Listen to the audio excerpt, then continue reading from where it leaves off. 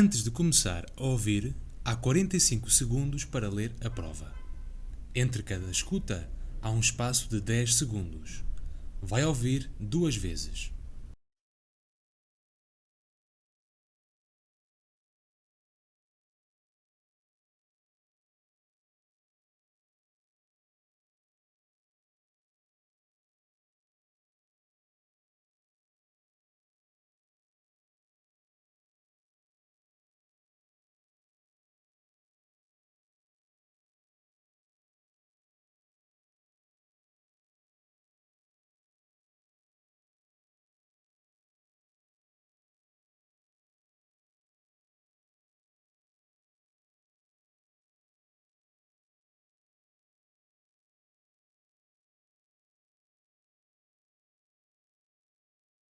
A Rifana está nos sítios de eleição de Francisco Reis.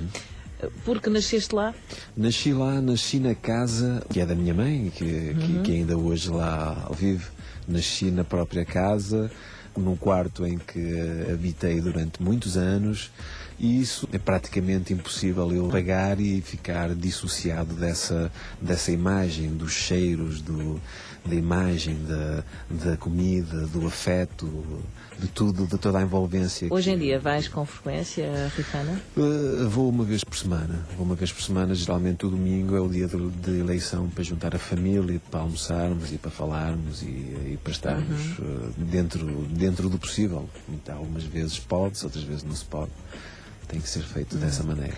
A Rifana é um sítio muito próximo aqui do Porto. Estamos a falar de 30 km, uma localidade que fica no concelho de Santa Maria da Feira.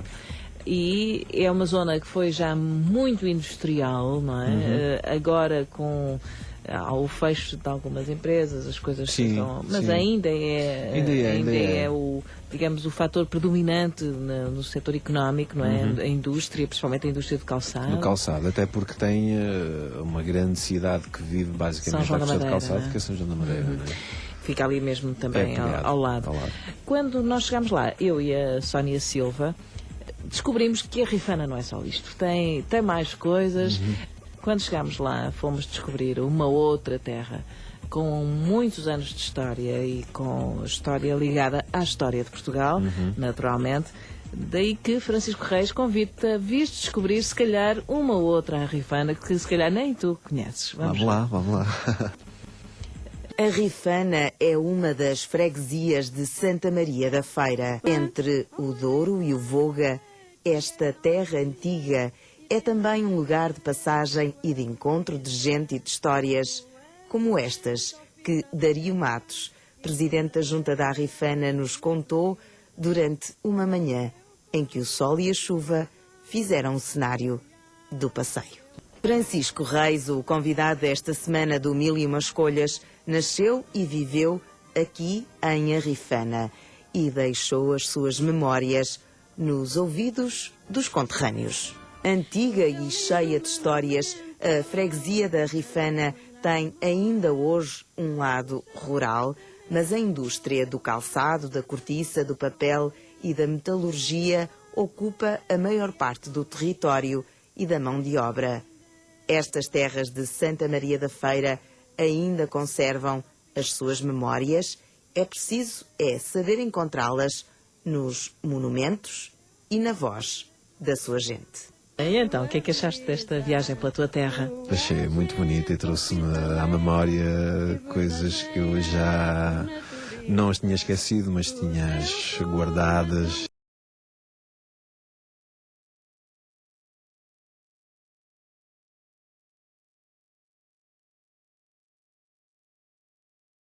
A Rifana está nos sítios de eleição de Francisco Reis. Porque nasceste lá? Nasci lá, nasci na casa que é da minha mãe, que ainda hoje lá vive.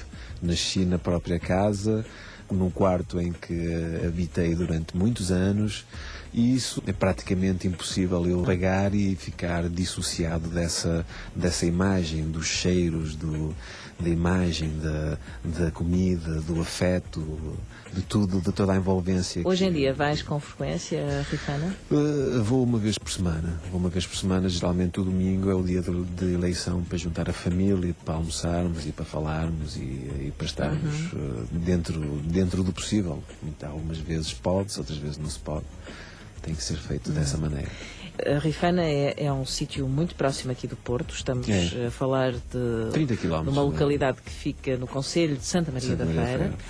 E é uma zona que foi já muito industrial, não é? Agora ao fecho de algumas empresas, as coisas estão... Mas ainda é o, digamos, o fator predominante no setor económico, não é? A indústria, principalmente a indústria de calçado. Do calçado, até porque tem uma grande cidade que vive basicamente a de calçado, que é São João da Madeira, não é? Fica ali mesmo também ao lado. Quando nós chegámos lá, eu e a Sónia Silva, descobrimos que a Rifana não é só isto. Tem mais coisas. Quando chegámos lá, fomos descobrir uma outra terra com muitos anos de história e com história ligada à história de Portugal, naturalmente.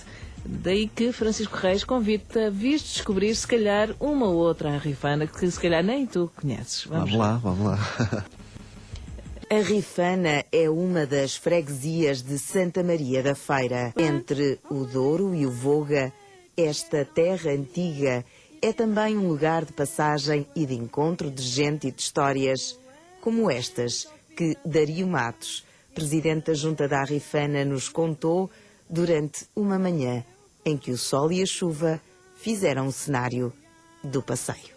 Francisco Reis, o convidado desta semana do Mil e Uma Escolhas, nasceu e viveu aqui em Arrifana e deixou as suas memórias nos ouvidos dos conterrâneos.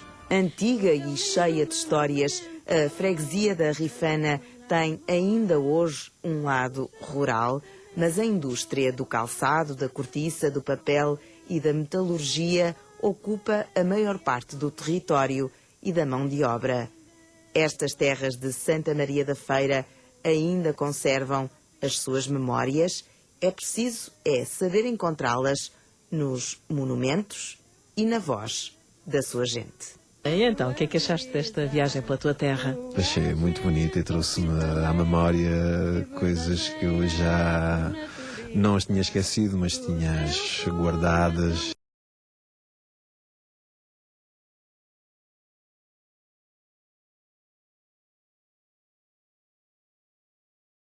Antes de começar a ouvir, há 45 segundos para ler a prova. Entre cada escuta, há um espaço de 10 segundos. Vai ouvir 2 vezes.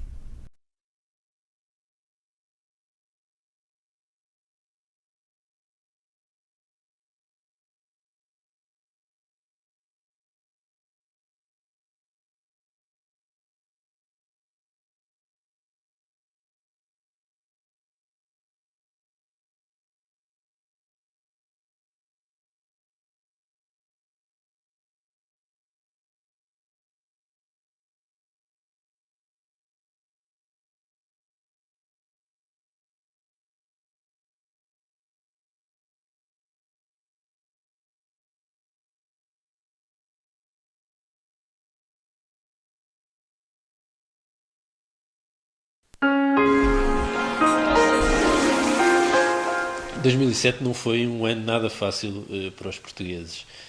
Eu acho que do ponto de vista negativo, foi o que nós tivemos foi a persistência do desemprego, um crescimento económico que não nos permitiu convergir com a média da União Europeia, algo que já acontece pelo menos quase há uma década, e também a persistência da pobreza, que é uma das faces, se não a face mais dramática da limitação do exercício da liberdade, e que em Portugal é um espectro que continua a pairar. Do ponto de vista positivo, eu diria que há 2 fatores que são muito importantes e que em 2007 estiveram presentes e esperemos que continuem.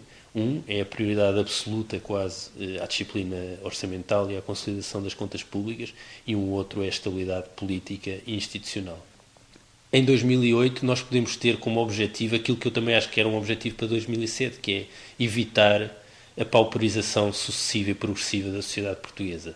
Se calhar, ao contrário de décadas e décadas em que nos habituámos a ter expectativas sempre crescentes e em que, quando eram pedidos sacrifícios, eles eram feitos e havia quase uma correspondência no curto prazo para esses sacrifícios, agora já não é assim. Se nós vencermos o conservadorismo e o populismo e tivermos estabilidade e consolidação orçamental, não diria que em 2008 teremos um ano melhor, mas certamente teremos melhores condições para na próxima década começarmos a ter mais emprego, melhor crescimento económico e, acima de tudo, menos desigualdades e menos pobreza.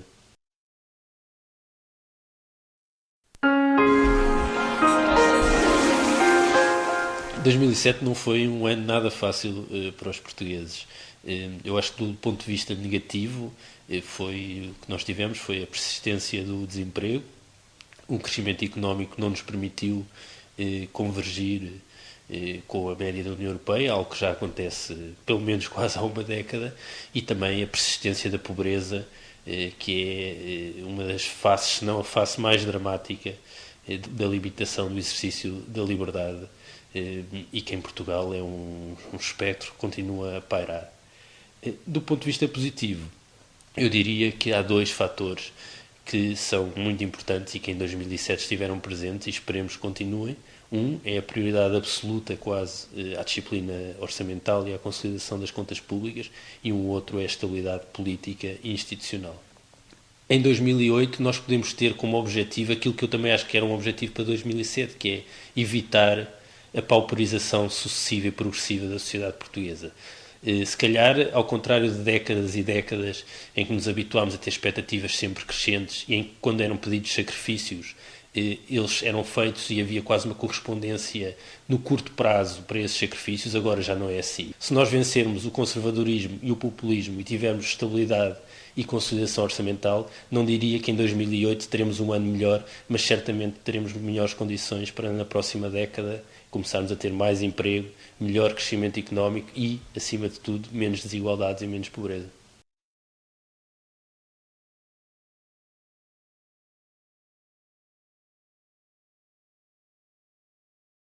Antes de começar a ouvir, há 45 segundos para ler a prova. Entre cada escuta, há um espaço de 10 segundos. Vai ouvir 2 vezes.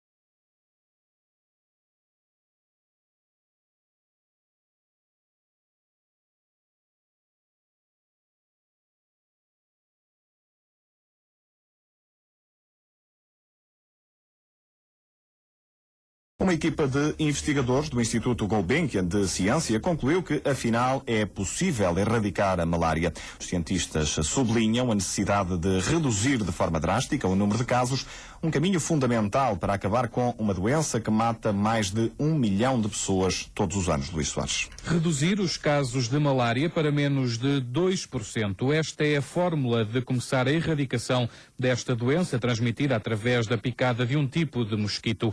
Esta é a conclusão do modelo matemático desenvolvido por cientistas portugueses. Ricardo Águas, um dos autores do estudo, explica a forma como se pode atingir este objetivo. Para testar este modelo já há contactos com Moçambique, um país que se adapta aos pressupostos dos cientistas. Ricardo Águas, um dos investigadores do Instituto Gulbenkian de Ciência, uma equipa que demorou mais de um ano a criar este modelo que renova a esperança de que é possível erradicar a malária em África.